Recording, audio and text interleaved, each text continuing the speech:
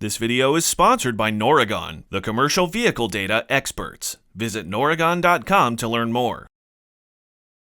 ACT Expo has very rapidly become one of the biggest events in the trucking industry over the last few years. Standing for advanced clean transportation, the Expo focuses on electric trucks, hydrogen trucks, and other alternative fuels such as natural gas. This year, having outgrown its previous venue, the Expo took place in Las Vegas. Fleet Equipment has already brought you tons of information from the show, but in case you missed out, here's a quick recap of some of the highlights.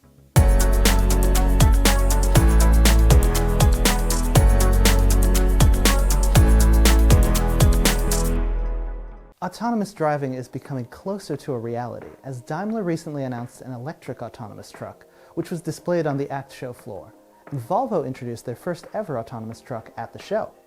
The truck was built on the foundation of the forthcoming new VNL, and the autonomy was provided by Aurora. Volvo is testing the truck now. Speaking of Volvo, we heard from Roger Alm, president of the Volvo Group, in a keynote speech on ACT's main stage, where he outlined a major step he believes needs to happen to bring us to a greener future. Charging infrastructure, green energy, and incentives is simply not enough. There is one more important thing that would really speed up the transformation, and that is price on CO2. This is really needed to make zero-emission transport the first choice, also from an economical perspective. That would create a completely new game plan. It would give the transport industry the long-term conditions that are needed for the transformation to happen. Emitting CO2 must come with a cost. Elsewhere on the main stage was Tesla, always one to make a big splash, which was making its first appearance at a truck trade show. Dan Priestley, senior manager of Semi for Tesla, was there to talk about the long-promised Semi and give details. We look forward to bringing our experience with EVs and the supporting infrastructure to tackle electric heavy trucking at scale.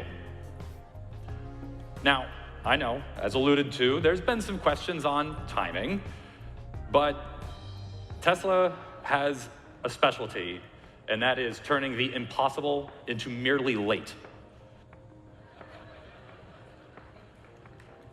And I think that there are some narratives that seem to think that electric heavy trucking is still impossible. You might hear some say that it's really hard. Well, guess what? It is really hard. We've been doing it, but it is absolutely worth doing, and we do not enter this industry lightly. Back to the news from the show, we got to see Kenworth's Super Truck 2 for the first time. The Super Truck 2 utilizes a PACCAR MX-11 engine, which is driven through a PACCAR TX12 automated transmission. In addition, the truck features a 48-volt electric generator to create what Kenworth calls a mild hybrid system. Other OEMs in the news at ACT included Mack, which added an electric side loader option for its LR Electric, and Navistar, which added new battery electric ownership solution options. There are also plenty of newer names in the truck OEM space with news from the show.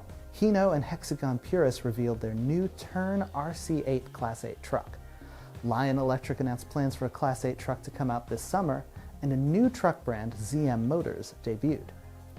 That's far from everything we saw at the show. Keep an eye on the road all month as we bring you even more detailed news and conversations from ACT Expo.